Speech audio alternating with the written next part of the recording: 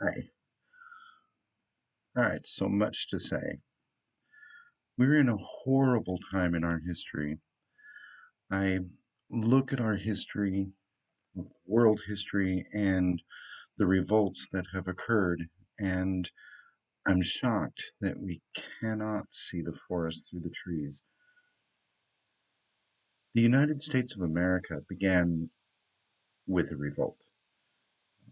The colonies were being taxed by King George III with zero representation in Parliament. With that, the Sons of Liberty decided that it was time to act.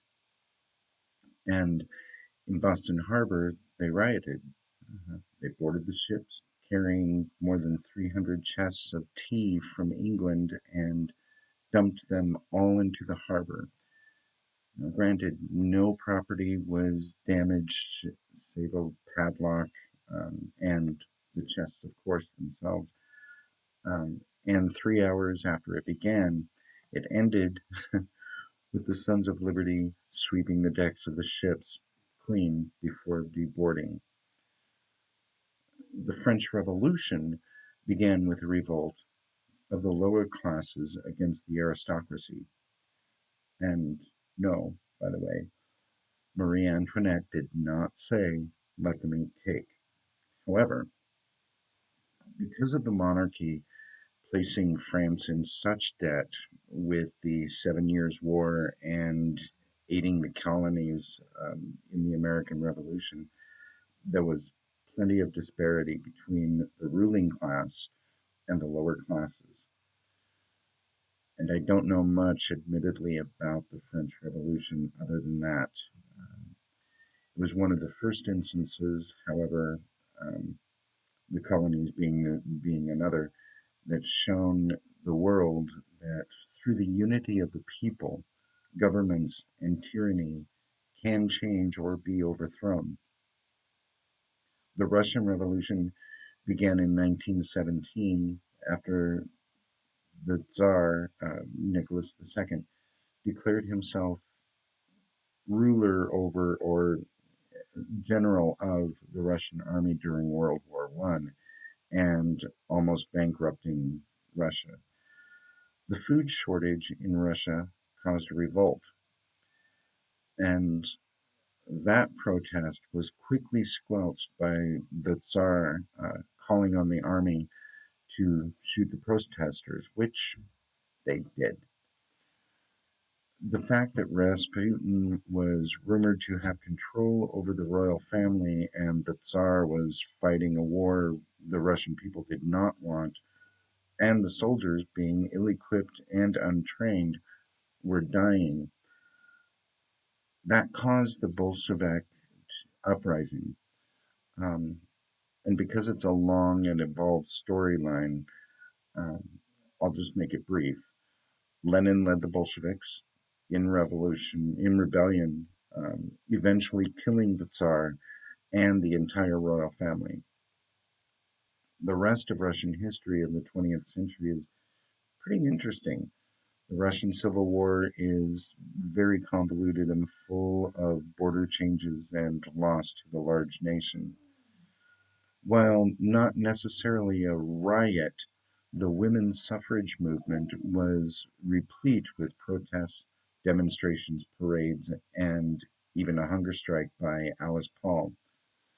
With those demonstrations and other, all the parades and everything, the revolution for voting rights for women caused a positive change. Now, for nearly 500 years of the occupation of the New World by European descended people, um, we had enslaved African people, indigenous people, and even the Irish and Italians. I mean, what exactly were indentured servants if they weren't essentially slaves? No one, however, knew the torture of slavery more than the people of Africa. Not only had the slave trade begun in the continent, but it began between the tribes of that continent.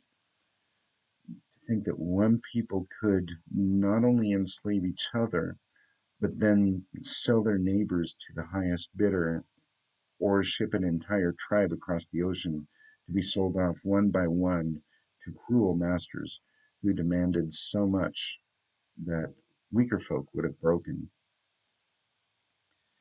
And yet, even with the abolitionist movement and the Emancipation Proclamation, these former slaves and their descendants still are cursed at. They're looked down upon, sometimes even feared by those of European ancestry. So much so that the KKK arose in the late 19th century and then again in the early 20th, essentially dying out in 1944. However, the civil rights movement of the 1960s saw another resurgence, escalating the civil rights movement into large series of race riots. Eventually, there came a veneer of civility and rights through the Civil Rights Act, signed by Lyndon B. Johnson. Those race riots brought about a tentative and extremely fragile change in how we occupying Europeans treated those who were not and had darker skin than we. But, as I said, it was just a veneer. The hate, the fear, the superior hubris lay festering underneath that shiny veil called the Civil Rights Act. And another thing happened in June of 1969. For the most part, throughout our history, homosexuals were either ignored or were vaguely simply tolerated. But in the mid 20th century, after World War II, it became a societal norm to consider the homosexual to be depraved, and in fact, the DSM um, listed homosexuality as a mental illness.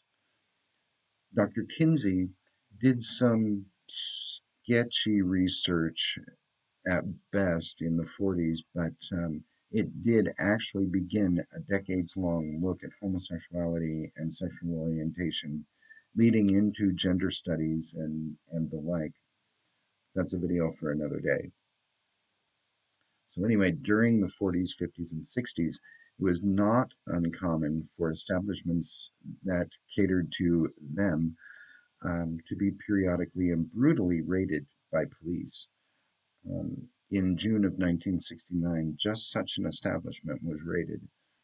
The Stonewall Inn housed an underground lounge in which drag queens and drag kings entertained, hustlers plied their trade with closeted businessmen, and guys and girls coupled with their same-sex lovers while sipping beverages. When the police came crashing through the door and ready to arrest every patron, the drag queens had had enough. They revolted against the infringement of their rights of life, liberty, and the pursuit of happiness. And for the next 7 days, the gays, lesbians, drag queens, drag kings, and their allies fought against the police to show their ire at being marginalized and targeted. The Stonewall riots was soon deemed the beginning of the gay rights movement, despite the gay rights movement going on for a couple of decades anyway. And then the next year, on June 28th, 1970, those same drag queens, drag kings, and other patrons of the Stonewall Inn walked side by side down the street with the same police who attempted to arrest them to commemorate that week. They all ended up at the Stonewall. That was the first Pride March. And after that, cities around the world adopted June 28th or the closest date possible for their own Pride marches and parades.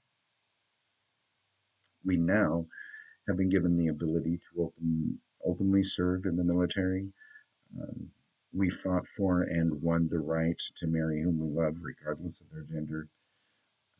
We have some protection, but it like those of our black brothers and sisters, is very tentative. And these are only a few examples. Um, I mean, I could talk and talk and talk, and yet never get to the matter at hand. So, here's the actual point. We have seen over the first 2 decades of the 21st century a rise in systemic racism. We've seen stories like Brock Turner, who raped an unconscious girl behind a dumpster, walk away with little more than a slap on the wrist. But Trayvon Martin was walking home with a bottle of soda and some Skittles. But he was shot to death because he was wearing a hoodie.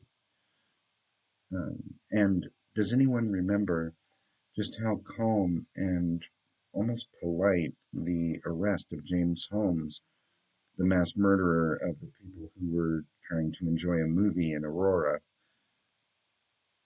how that was? Um, well, George Floyd didn't get that for whatever little thing it was that caused all those cops to surround him and that one to kneel on his neck until he died. George Floyd was simply the last straw in a long laundry list of senseless murders at the hands of police officers across the nation to people of color since Trayvon Martin. But it isn't just that. It's the everyday vitriol that rises and has grown so blatant and brazen in particularly the last 3.5 years or so, but it began to grow, sad to say, as soon as Obama was elected. And it was fueled by none other than Donald J. Trump and his whole birther Obama's a Kenyan Muslim stuff that he pulled. Um, it's the inordinately large population of black inmates compared to white inmates for nonviolent drug charges in our prisons. It's the vitriolic rhetoric against Colin Kaepernick, who protested police brutality across our nation toward people of color by taking a knee during the national anthem. What is happening in our nation today is the culmination of this perfect storm that has created tension. Add to that the inferior response to the global pandemic from this administration, and you have the anger just exploding. Peaceful protests were scoffed at best and ordered to stand down or fired at worst. Dr. Martin Luther King Jr. said, "A riot is the voice of the unheard." Now, in context, he was not advocating riot. He stood almost impeccably for peaceful demonstration. But I believe, based on the context, he was talking about the movement led by Malcolm X. I think he truly hoped that peaceful resistance would give the answers desired. But it seems he also understood that there could be a time when the peaceful resistance would remain unbidden. And we're seeing that. But understand this as well. The majority of the demonstrators are fed up with the police brutalizing the black community. It isn't simply black people, however. They are indigenous peoples of the United States. They're Chinese, they're Japanese, they're Korean, they're Indian, they're Filipino, they're Mexicans, they're Puerto Ricans, they're Russians, they're Polish, they are Irish, Italians, and Scots. There are people from all walks of life and all nationalities banding together to state that Black Lives Matter, and the police have gone just that one extra straw too far, and they've broken the camel's back. They have been peaceful. However, they had been infiltrated as well. The rioters and the demonstrators may in fact be two sides of the very same coin, angry at the very same thing, but they are going about it differently. The rioters are more closely related to those about whom Dr. King spoke when he said rioting is the voice of the unheard. The anarchists and Antifa feel as though they are being unheard. They understand that the peaceful protests against police brutality is largely ignored. They are not the problem, however. There are far too many videos out there, even news reports, that show police tear gassing peaceful protesters while wearing riot gear. The videos show police shooting rubber bullets, the non lethal ammunition that has caused many people severe damage. They show cops driving their vehicles into neighborhoods and shooting at innocent teenagers just walking home. Then there's the case of the man in DC, the 75-year-old who was pushed by two police officers. And when he fell to the ground and is bleeding from his head, they just look at him and pass right on by. All of them, all 20 or so that were in that line. There's a video of a line of cops walking through town and not finding anyone to harass or harangue. One takes his billy club and bashes in a window of a parked car. The problem is less the rioters who have joined the peaceful protests of the police brutality than the brutality of the cops nationwide who are hell-bent on using chemical weapons against U.S. citizens, non-lethal yet critically damaging ammunition against U.S. citizens, brute force against U.S. citizens, and anger against innocent, peaceful, protesting U.S. citizens who are protesting police brutality. Do you see the incredible irony in the national crisis in which we find ourselves today? Protesters of systemic police brutality are being systematically brutalized by police. This has to stop. Not the protests, the brutality of police toward those whom they swore oaths to protect and serve. Before anyone begins this discussion with, but just a few bad ones doesn't make them all bad, I have a couple things for you to think about. Number one, if you've ever gotten or had a bag of fruit or vegetables with just one spoiled, if that bad one is not taken care of, then they all spoil. So yes, one bad apple does indeed spoil the whole bunch. Number two, a friend of mine wrote earlier, I'm going to kind of paraphrase what she said. The one cop may be bad, but the 500 who are standing idly by and saying nothing are just as bad. So you don't just have one bad one, you have 501 bad ones. Because, see, being complicit in a thing makes one as guilty as the culprit. So I'm here to say that I stand with Black Lives Matter. Why? Because I do. And Black lives do matter. I'm here to say that I'm angry as hell at the systemic racism perpetrated by our current administration on down.